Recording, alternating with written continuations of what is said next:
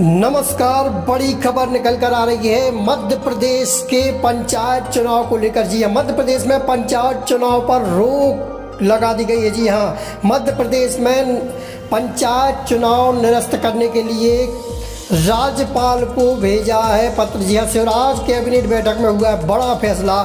मध्य प्रदेश में पंचायत चुनाव को लेकर बड़ी खबर सामने आई है। जैसा कि हमने पहले ही आपको आगाह किया था, सागर टाइम्स न्यूज़ ने बताया था कि चुनाव रद्द हो सकते हैं और वही हुआ है। ओबीसी आरक्षण वर्तमान हालातों को देखते हुए पंचायत चुनाव फिलहाल टाले जाएंगे। प्रदेश की शिवराज सरकार ने आज रविवार को हुई कैबिनेट बैठक में इसे लेकर एक बड़ा फैसला लिया है और इसके तहत शिवराज सरकार ने पंचायत चुनाव निरस्त से जुड़ा एक प्रस्ताव पास कर दिया है। सरकार अब इसे राज्यपाल को भेजेगी और इस पर मंजूरी मिलने के बाद इसे चुनाव आयोग को भेजा जाएगा। इसके बाद संभावना जताई जा रही कुछ समय के लिए पंचायत चुनाव को टाल दिया जाएगा। धारा 9 का के अंतर्गत जो अध्यादेश पंचायत चुनाव हम कर रहे थे, वो पंचायत चुनाव से संबंधित विधेयक हम हाउस में लाए थे, अपरिहार्य कारणों से नहीं आया। आप सबको मालूम होगा, हमारी सरकार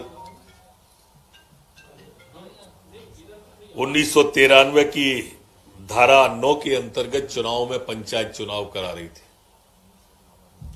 और उसमें हम सभी वर्गों को साथ में लेके गए थे, कोई वर्ग हमसे नहीं छूटा था।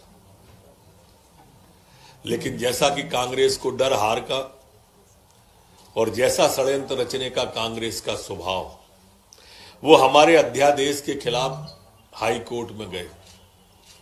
हाई कोर्ट ने हमारे अध्यादेश को सही माना और कोई स्टे नहीं दिया। ये फिर हाई कोर्ट में गए, फिर ये डबल बेंच में गए, ट्रिपल बेंच में गए। 4 बार कांग्रेस को मुंह की खानी पड़ी हाई कोर्ट में। उसके बाद ये सुप्रीम कोर्ट में गए और सुप्रीम कोर्ट ने हाई कोर्ट को वापस कर दिया और हाई कोर्ट ने उसमें फिर स्टे नहीं दिया। तो एक षड्यंत्र करके गबली केस में इन्होंने हमारे एक बड़े वर्ग, हमारा एक जो सबको साथ सबका विकास ले जाने की माननीय प्रधानमंत्री जी की और मुख्यमंत्री जी की कल्पना थी, उसमें इन्होंने एक बैठता लगाने की कोशिश की और पिछड़े वर्गों के बिना चुनाव कराए जाए, ऐसा सुप्रीम कोर्ट से आदेश इनके कांग्रेस के वकील, कांग्रेस के प्रवक्ता और कांग्रेस की एक महिला नेत्री जो छिंदवाड़ा की थी, उनके द्वारा लगातार दलीलें देकर इसको डाइवर्ट किया। उसके बाद में हमारे मुख्यमंत्री जी, पंचायत मंत्री जी संकल्प लेके आए विधानसभा के अंदर के बिना पिछड़े वर्ग को छोड़ के चुनाव नहीं कराएंगे। चुनाव में जाएंगे तो उन्होंने स्पष्ट कहा कि पथ का अंतिम लक्ष्य नहीं है सिंहासन चढ़ते जाना, सब समाज को लिए साथ में आगे है बढ़ते जाना। प्रधानमंत्री जी ने कहा सबका साथ, सबका विकास, और सबके विकास को ध्यान में रखते हुए संकल्प पारित किया विधानसभा से कि हम पिछड़ों के बिना चुनाव न हो, इसकी भरपूर कोशिश करेंगे। उसी दिशा में आज पंचायत मंत्री जी ने कैबिनेट के अंदर प्रस्ताव रखा और आज जो अध्यादेश हमारा था, जो हमने पास किया था अध्यादेश, उस अध्यादेश को जो डिलिमिटेशन से संबंधित था, आज मध्य प्रदेश की कैबिनेट ने उस अध्यादेश को वापस लेने के लिए महामहिम राज्यपाल को कैबिनेट द्वारा प्रस्ताव पारित करके भेजने का निर्णय लिया है।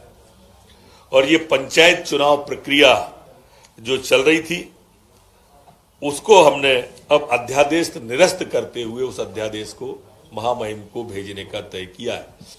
इस विषय पर विस्तार से बोलने के लिए मेरे साथ पंचायत मंत्री स्वयं उपस्थित हैं। आपकी कोई जिज्ञासा होगी, आपके कोई सवाल होंगे तो माननीय पंचायत मंत्री महेंद्र सिंह सिसोदिया इस विषय पर विस्तार से आपको बताएंगे।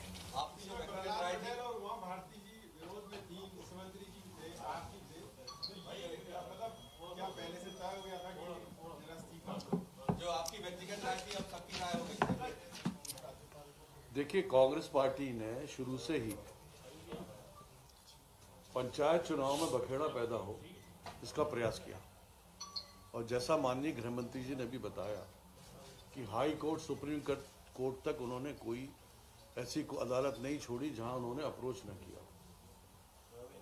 हमारे माननीय मुख्यमंत्री जी इस बात को लेकर कटिबद्ध शुरू से ही थे कि ओबीसी के आरक्षण के बिना चुनाव नहीं होना चाहिए, क्योंकि एक बहुत बड़ा वर्ग इससे वंचित रह सकता है, और उसी को लेकर ये अध्यादेश जारी किया गया था। जैसा माननीय गृह मंत्री जी ने बताया कि सदन में अपरिहार्य कारणों से वो पारित नहीं हो पाया, और माननीय सर्वोच्च न्यायालय का भी जो आदेश था उसको सरकार ने मान्य करते हुए इस अध्यादेश को महामहिम राज्यपाल को वापस करने का अनुरोध किया है। अध्यादेश को वापस किए बिना ओबीसी आरक्षण और डिलिमिटेशन नहीं किया जा सकता था, और आगे की प्रक्रिया निर्वाचन को सुनिश्चित करनी है। पंचायत चुनाव होंगे या नहीं होंगे? पंचायत चुनाव नहीं होंगे या नहीं होंगे सर? देखिए, चुनाव कराना या ना कराना ये निर्वाचन आयोग का फैसला है। सरकार ने अपनी भूमिका स्पष्ट कर दी है, और महामहिम राज्यपाल को अध्यादेश वापस करने का जो अनुरोध हम लोगों ने किया है वो उसी ओर इंगित करता है जो प्रश्न आप पूछ रहे हैं। सर, चुनाव इतने आगे बढ़ चुके हैं, 6 तारीख को पहली वोटिंग भी होनी थी लगभग, तो बड़ा इतने जो लोग अभी तक प्रचार कर रहे थे, निकल के आए थे, क्या है? मगर आप ये भी तो सोचिए कितना बड़ा वर्ग वंचित हो रहा था, इसके भी विचार।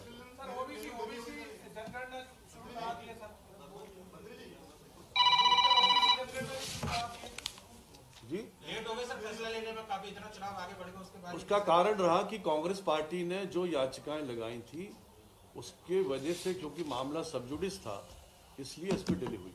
मंत्री जी, ओबीसी जनसंख्या भी जनगणना भी शुरू करा दी है आप लोगों ने? हाँ, बिल्कुल, निश्चित रूप से उसमें जो ओबीसी हमारे हैं उनकी जनगणना प्रारंभ हुई है, और उसमें निर्वाचन आयोग ने भी निर्देशित किया है विभाग को, उस अनुरूप ही कार्य किया जा रहा है। क्या ओमिक्रॉन का, कोरोना का भी कोई कारण था जिसकी वजह से ये आपने निर्णय लिया? ये गृह मंत्री जी आप बताएं। देखिए, कारण अनेक हो सकते हैं, पर वर्तमान में एक ही कारण है कि हमने अध्यादेश वापस लिया, और इसी अध्यादेश पे चूंकि चुनाव आयोग चुनाव करा रहा था, तो मुझे लगता है कि वर्तमान में अब महामहिम राज्यपाल के दस्तखत हो जाने के बाद चुनाव आयोग के सामने अब कोई विकल्प होगा नहीं। नहीं, अभी सिर्फ इस अध्यादेश की बात है जिस पर चुनाव हो रहे थे। आगे फिर पंचायत मंत्री जी हैं, वो नया अध्यादेश ला सकते हैं, माननीय मुख्यमंत्री जी हैं, वो नया अध्यादेश ला सकते हैं, चुनाव आगे हो सकते हैं। फिलहाल तो पोस्टपोन्ड की दिशा की ओर सरकार बढ़ी है, हम पिछड़ों के साथ आगे बढ़े हैं। अभी वो कहना ठीक नहीं है, अभी आज इतना ही कहना है। धन्यवाद सबका।